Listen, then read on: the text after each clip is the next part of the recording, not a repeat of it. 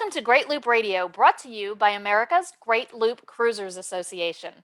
We're dedicated to sharing Great Loop information and inspiration with those actively cruising, planning for, or dreaming about a Great Loop adventure.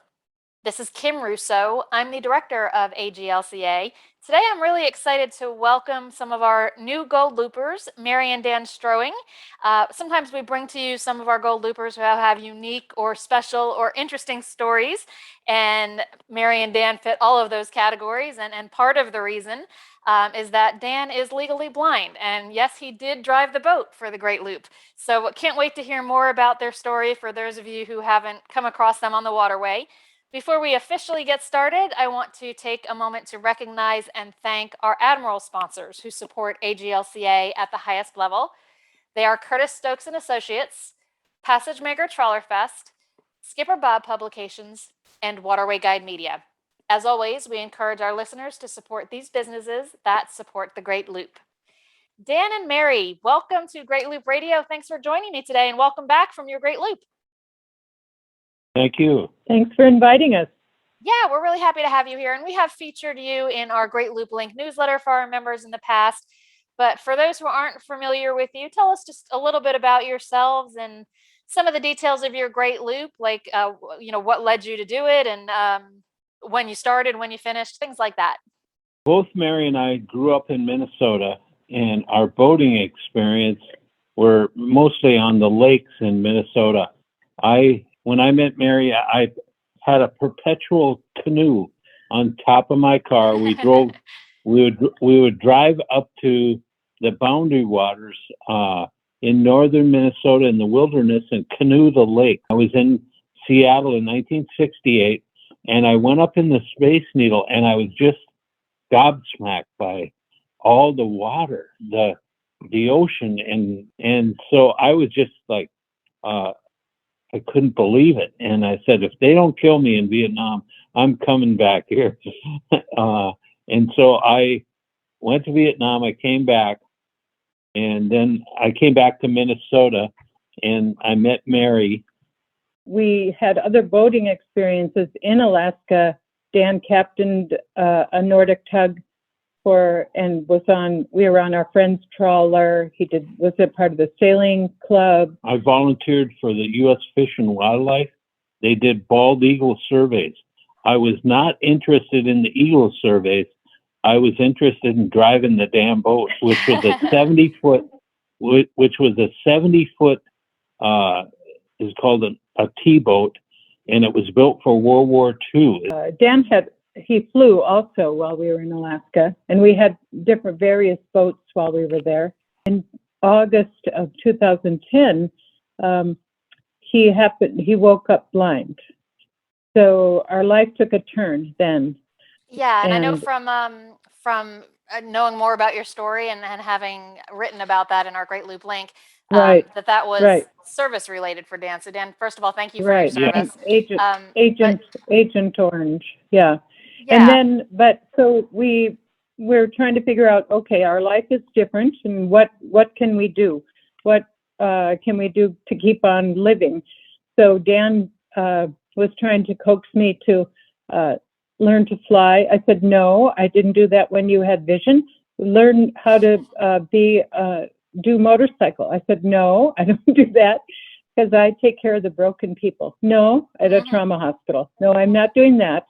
So we settled in on the tugboat. How about a tugboat? Okay, I'll do that. I'm all in. Yeah. So then part of our experience in Alaska, we were on Nordic tugs, and they were simple systems.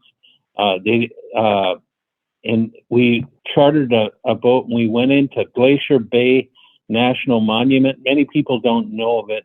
It's just surrounded by glaciers, and we took several trips into Glacier Bay and all over Southeast in these little tugs. And so I wanted to find a similar tug in Puget Sound. We couldn't find one to charter, and I said, well, let's just buy one. And I found one in Wisconsin, and we had a surveyor check it out. And we grew up in Minnesota, and one of the big things is the harsh winters, cold.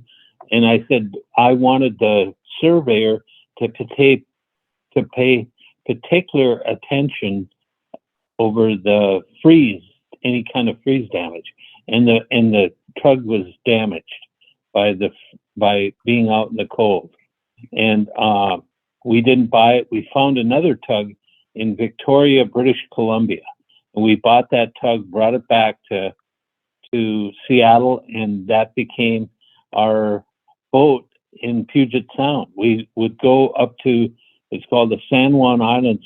Many people don't know of this, but in Washington State, there's quite a few islands in Washington State, and right across the border, they're called the Gulf Islands. And all these little islands have towns and people that are just geared for boating, and we would do that. And so we brought this boat back. It's 1982, 26 feet Nordic tug. It's the 50th one they built, and it was old. I mean, we got a new tubing, new wiring. We had you asked, how did we adapt things? We had a bow thruster put in, new electronics, sonar, VHF. We did a lot to make this boat, and he moved right behind the helm station, the panel, so it's easy the electrical panel. Yeah, so it's easy to. On the Nordic tug, yeah, is really under the steering station of the tug, and it's like a clamshell. You flip two like little levers, and you open up the clamshell, and there you turn the battery off in there. And I would do that, and the people helping us, our mechanics, but that is so wrong. You're going to either electrocute yourself or start a fire on the boat if you reach in there like that, because I couldn't see. And so they rewired the boat and put this panel, the electrical panel, on the back bulkhead of the seat. And what was significant about that, they labeled everything, and then I have something called a pen friend that helps blind people identify certain objects, and you put little dots. They're like little barcodes, like the little three-wing binder, the holes that you punch out. They're like about that size, and they're barcode readers, and you can use the pen friend to identify whatever you want. Like, say, for instance, in your cupboard, it would identify spices. And it's in Dan's voice, so he would record his own voice. And what we did was we used those dots to identify all the, the VHF, the GPS, the nav lights, the autopilot.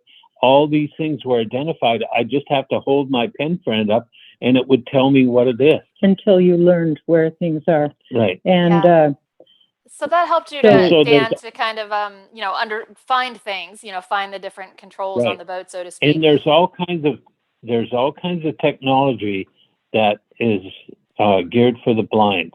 And my iPhone, it has an app named Seeing AI, and it will read documents to me, and it's just very helpful.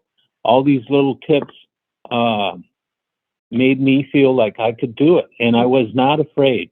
And on our loop, I drove the boat into every marina. Mary never did one marina. No, I didn't. He's really good because, and I'm either with our ear check, or that's an Wi-Fi, or I am right on his right side on the starboard. I'm at the door and describing what was coming when we're heading into the slip, and use the clock system.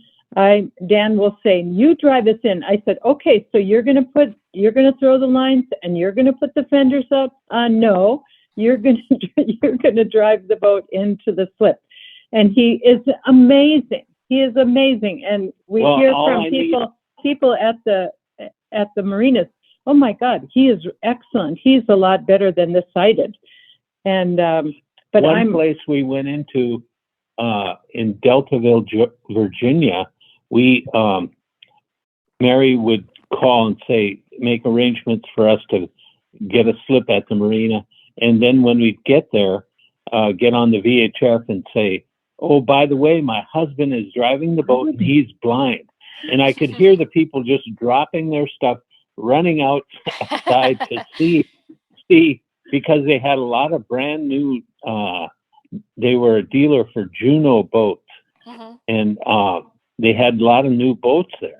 And they put us right by all those new boats, and the people thought, "Oh, he's going to be wrecking some boats." No, well, and I think that's true. I mean, that's absolutely, it's a quite an amazing thing to hear, because we've all seen some, pretty catastrophic dockings from the sighted, as Mary said.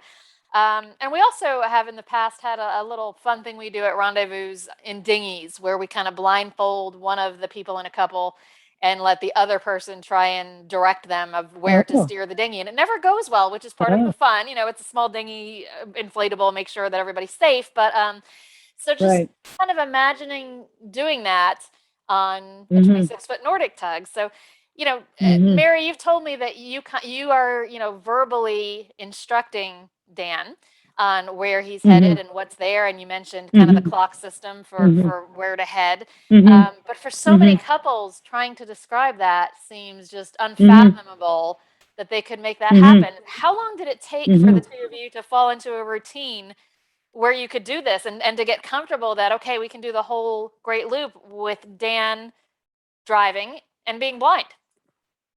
Well, I will say my one example is the very first day he woke up blind. I hadn't learned to be the seeing eye wife, because you really have to heighten. I'd had to heighten up, because Dan, as we were trying to figure out what was going on with him, he said to me, come over on my right side, I can see you here. Well, I went over there. Well, he swung his arm right into a pole. So, I really had to, his left arm into a pole.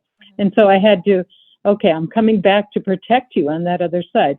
So as far as, it's been kind of an evolution that one line Dan has taught me well is slow is pro. So we're coming in slowly as much as we're able. Sometimes the wind is pushing, but slow is pro. And so I always have my inflatable life jacket on and am right there with him. And we, one frustration has been these marinas that we've come into, I don't know them either.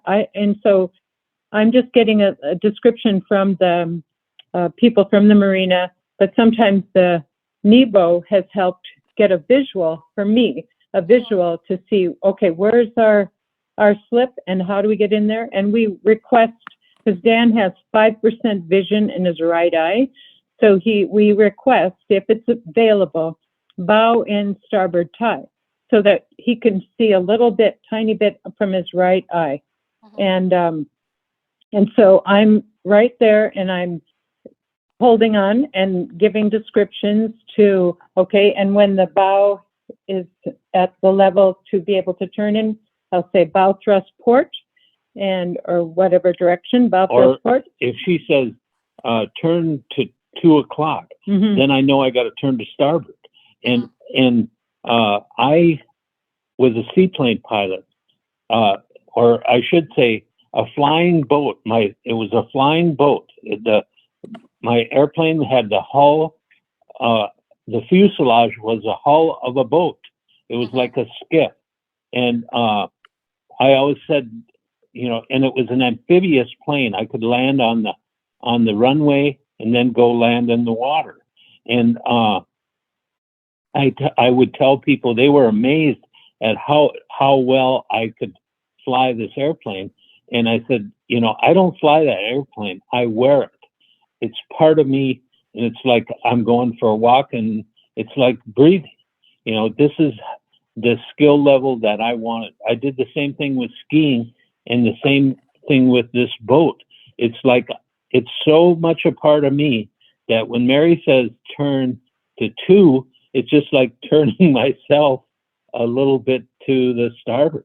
Mm-hmm. And that has taken a while Yeah, to do and that. But I think what a lot of us would question, and the communication level between the two of you is amazing and wonderful, but there's also parts of docking a boat that are harder to describe with words.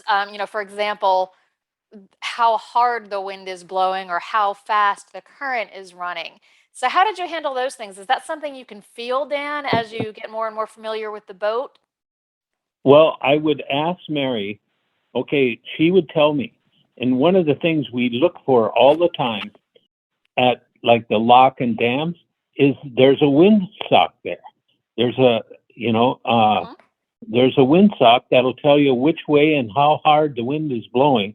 From being a pilot, you know that if the windsock is straight out, those windsocks have a particular, like if it's a 20 mile per hour windsock and it's blowing straight out, you know the wind is booking from that direction. Mhm. And there's also another one called a 30 mile. That's a little bigger, and Mary has learned to identify which one's which. We had some rugged lock and dam experiences just within this last week. When the wind was at our stern, we have a bow thruster, not a stern thruster. We were in, as we were coming up the Mississippi, and the wind was at our stern, we were on the port, right? It was blowing, and it was like out of control. It was blowing so from hard. the east, and they put us on the far side. It was blowing from the east, so they put us. They wanted us to hold lines. They weren't going to let us just they float. wouldn't let us No. float, and so when we went on the port side, the wind just blew against the wall and pushed us away. There's no way. I was holding as hard as I could. There's no way. And what I was usually do, I'd take the line they threw down, I put it inside the pilot house, and there's a handle there. I would just take and put my hand around the handle with the line, and it would hold. It was pretty hard to do that, but I couldn't hold on. It would pull me out of the boat. So That's how hard the wind was blowing. So in the future ones, we had a couple more episodes, and we warned the lock masters of our struggle, Mhm. and I think it went better once we were. But it was. We told them. They were they saw what was happening, that we were blown away from the wall, and then we went on the starboard side, and we were protected from the wind. And they were somewhat unaware, or didn't have a clue at how hard the wind could blow. They didn't think it was blowing that bad, but when it blew against the lock wall like that, it was impossible for anybody to hold on. I want to say too that Dan, with all the experiences he's as a captain and driven boats in Alaska and stuff, it's like muscle memory, like the Olympic. It's like muscle memory. It's just like automatic for him he has to put it in reverse or use I can't even describe it verbally. Yeah. Like when I can feel, hey, okay, we just the use of the throttle. You don't need to I call it what do you need, Mary? She's trying to get the line on the dock or something. I said, I'll give you a bump. You a bump. And that for me is just engaging the boat, not giving it much throttle, just engaging, putting it into gear, and enough for the boat to go forward. And I know how long to do that. Mm-hmm. I say, what do you want? A short bump, a long bump? Mm-hmm. And so that helps us, get the boat to the cleat without Mary having to pull the whole boat and try to get it up to the cleat. I wanted to say about Dan's dog, Tori. She has been remarkable. She had to learn a new marina every single time, and and keep Dan safe. And it was just, astounding to me and to all of us. And in fact, when we came back up the Mississippi, she remembered this Lansing. We had been to this restaurant. She knew the route. She remembered. That was in 2018. It's like she's got a Rolodex in her head of all the marinas. And she is a seeing eye dog that is the seeing eye dog. She has come from the She has come from the Seeing Eye School. Mm-hmm. Well, the Seeing Eye School, they're just as amazed. They said, they don't train the dogs to be on boats. The dogs are trained to be on the street to protect you, from traffic and stuff. And Tori has just been amazing. She's been sometimes our guide. She would find a spot right behind the helm station seat on the settee, and it's like being on the fulcrum of a teeter-totter. That's the least movement. And she would find a spot there, and that was sort of the least movement on the boat, the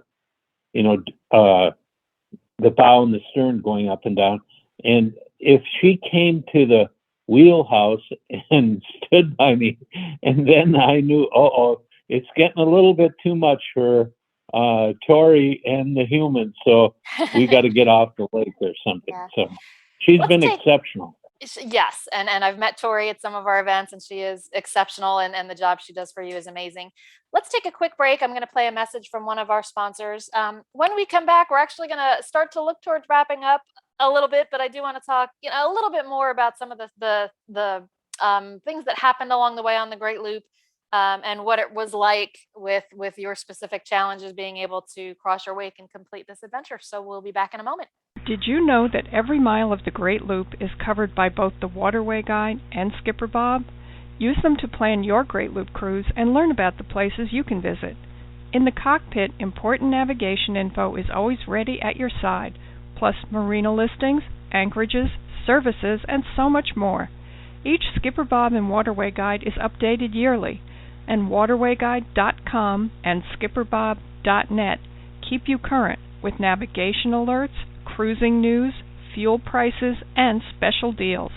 With the Waterway Guide and Skipper Bob at the helm, you'll always be on course. Order yours today at the AGLCA ship store at greatloop.org. Waterway Guide and Skipper Bob are proud sponsors at the Admiral level with AGLCA. We're back on Great Loop Radio. My guests today are Mary and Dan Stroeing.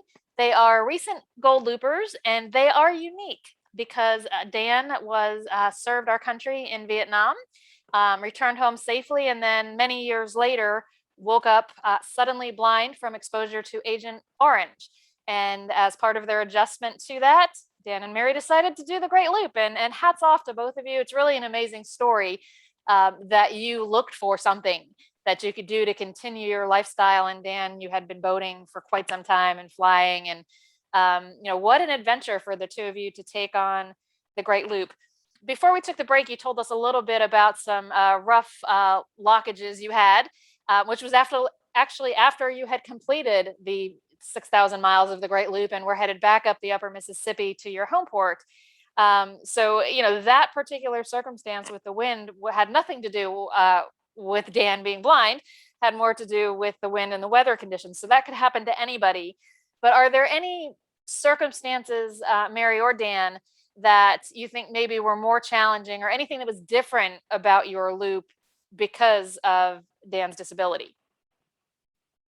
One thing I want to say is, no, I couldn't think of anything in particular that was wild, except when we were crossing Lake Michigan, there weren't any landmarks. We were in the middle of the lake. It was so, you couldn't say, okay, go to that tree or go to that hill over there. And, but on our chart plotter, we have breadcrumbs, and had looked down, and then it was, the waves had started out like flat, and then it grew to like 2 to 3, and so it was pretty wavy. And it was getting worse. Getting worse. And anyway, I looked down, and then I looked up, and I said, Dan, I think you're back on your breadcrumbs. Like somewhere in that moment, the wind had pushed us around because there weren't landmarks, and we were going back on our breadcrumbs back.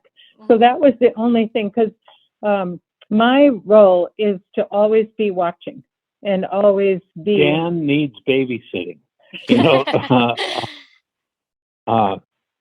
I can drive the boat, but I need Mary to check all the time. Right. Well, one time she said, "Are you taunting me? Are you taunting me?" And I said, "What are you talking about? You are getting so close to those green buoys." And I said, "What green buoys? I don't see any green buoys." And so she said, "You are too close." And so then I tried to pay attention to see how close I was getting to the buoys, and I was able to see out of the pilot house. Oh yes, I could step right off the boat onto that buoy. I guess it's too close. But we did well in communicating with each other in this small boat. I'd wake up every morning and say, "We need a bigger boat." And every morning I say, "No, this is fine. This is enough. All I can handle."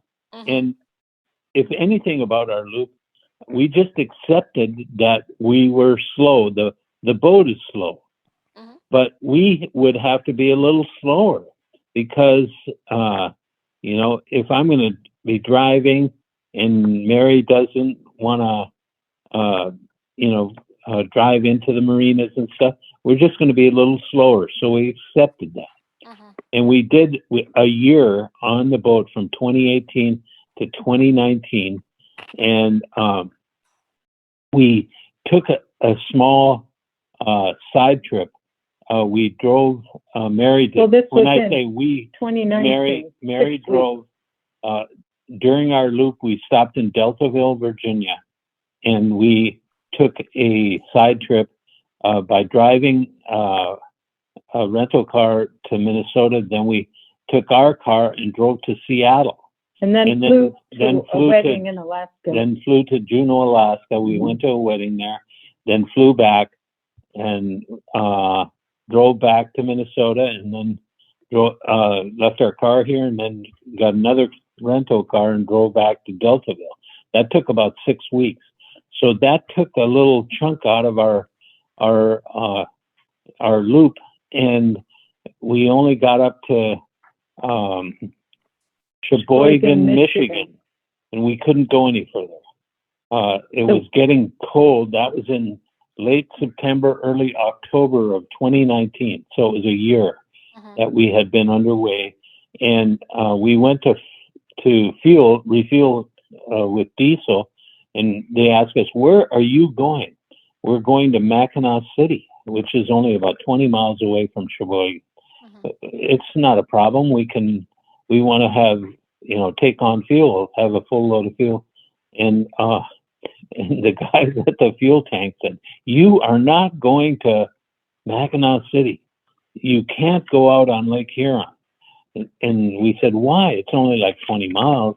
And they said, "Well, look, there's a 50-foot boat that just came in, and all those guys were just freaked out because the waves on the lake are 11 to 13 feet high. Wow. And you are not going out there in this little boat." So then we decided to put the boat to bed for the winter in Sheboygan, Michigan, at Wallstrom's Marina. And they had heated storage. So we put the boat in heated storage, and we told them we'll be back in the spring of 2020. Well, in 2020, everybody knows it was COVID, the year of COVID, and we sat out the whole year at home here in Red Wing.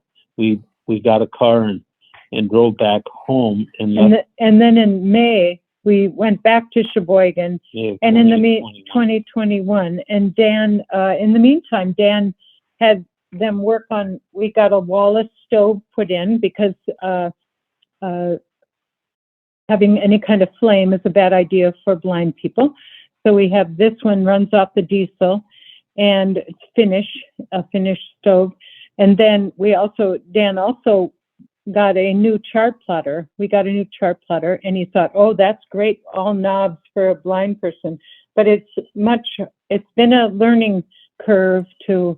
The other chart plotter was a touch screen. Well, for a blind person, that's really hard to do a touch screen. You have to be able to see. But I put my finger up against the screen, and I memorized the menu by putting 2 fingers is radar, 3 fingers is depth sonar, and 4 fingers is navigation. So I memorized it by just, with my hand on top of the chart plotter and these positions, and that worked well. So we got this new chart plotter, which is an older style button. It's a new updated chart plotter, has everything, but you operate it by turning buttons. And so it's just a learning curve there, and it's working out okay. It's just a matter of another thing that was not went on the fritz, I think maybe in Florida. Our autopilot was ComNav. It didn't, and so we've had it refurbished, and in the 17 months. But the ComNav refurbished didn't want to talk to, or vice versa, to the Garmin. Our new Garmin. So that's another reason that we could never just click on autopilot and go in a course. So constant. I mean, we always had to be alert. Because it's the human factor behind the wheel. It's not. And we didn't use the autopilot as a autopilot that it would follow a plotted course. We used it as a course keeper. Mary would say, turn the boat to 2 o'clock, and I would do that. Then I would push the autopilot, and it would keep that heading. Right, very important for you. Yeah, so that was really a gift. Well, it crapped out on us in Florida. So we have a new one, and we still haven't figured it out. It is also a Garmin that will an updated Garmin that will be compatible with our new chart plotter. So there's a couple of glitches, but we did okay. Mary had to do babysitting of Dan when we came up to Mississippi. Yeah. Well, so before we wrap up, just a couple of points. You two are really inspirational because so many people, I think, face some challenges to be able to do the Great Loop and decide not to because of those challenges. So what would you say to someone who's maybe considering the Great Loop, but may have special circumstances that are making them hesitate? What's your advice to people who are trying to assess whether this is really something they should take on? The hardest thing to do is it's not the equipment you have or all the things. It's just throwing off the lines and going into the unknown. And we were gifted by going down the Mississippi, and it was in flood stage, and we got hung up in Rock Island, Illinois, and we flew our white looper flag, and that attracted at the marina. People came up to us right away and talked to us. One guy was a writer for Quimby's, and he said, there are other loopers in this marina. And we met Greg and Doreen Youngberg, and we met David and Claudia Fuller. And these people were a gift to us that we took off with them. We were always be the last boat, but they sort of watched over us. And we were able to learn by, following them. So that was, that was attributable to that looper flag, and that happened at several places. One place in Titusville, Florida. One thing I want to say is, I think if Dan and I and the dog can do it, I say anybody can do it. That's what I would tell people. Well, and I think that's good advice. I mean, you certainly have more challenges than some, and couples communication issues by themselves are a big challenge for some people. And you obviously have that down to a science, in that Dan can drive while Mary is basically his eyes and telling him exactly where to turn the boat and how much to go forward. And it's really an inspiring story. And you two just completed the loop. There's intermittent volume. It isn't always. I tell people I could tell Mary was my alarm system by the intensity of her volume. She likes and screaming, but I don't volume. Danger. Wow, Mary. Like if a normal Tony is not listening to me, I say it a little louder, a little firmer. And one time, she would, the boat on our chart plotter will leave a trail of these breadcrumbs, we call them. And Mary would shout at me, "Get on your breadcrumbs! Get back on your breadcrumbs!" And follow that magenta line. Yeah, follow that magenta line. Yeah. And eventually, she just pulled the wheel from me and turned it. And I said, "Wow, you are really bossy this morning." And she said, "Well, yes, for a sighted woman. For a sighted woman, I am bossy. Yeah. You don't see the danger." Yeah, that's it. And even while we were, I can't remember where we were, but it was fog. And so Dan, he can't see. So I took the wheel and followed with our chart plotter and my phone, my Navionics phone, and we safely got to the next lock. Yeah. Well, just a final question before we wrap up. You just crossed your wake, completed the Great Loop last month, and what was that like? What was that moment when you actually crossed your wake and knew you had done the entire trip? What did it mean to you? Well, the trip up the Mississippi was quite arduous. Well, we crossed our wake in Grafton, Illinois, and people asked, well, how did that feel? And in a lot of ways, it was anticlimactic because we still had to get up the Mississippi. But it's like it kind of goes in waves. Like I have the map of the America's Great Loop Cruising Association, and it's like, oh my God, we did it. We did that ourselves. You certainly did. Mm-hmm. I know it. And and I've always said to people, it's not as intimidating because you only go mile by mile. You go day by day, you go mile by mile, and suddenly you've gone 6,000 miles. And so I did get a little verklempt a little tearful when we were in one of the locks. Not even that, it was before that, when I realized, oh my God, we did it. We really did this. Yeah. So even though we had to continue up the Mississippi for 450 miles. The very, very day we crossed our wake, I was just tired. I just wanted to be served and all I said was go to bed. All I said, give me 2 margaritas. so it's really, really a big deal. I never appreciated those gold looper burgees until we could fly ours. Yes. It is really well earned. It is absolutely well earned. And Dan and Mary, this has been delightful, really a remarkable journey for the two of you. I loved hearing your story. Yeah. So thank you so much for being with us and for sharing the details. Thank you.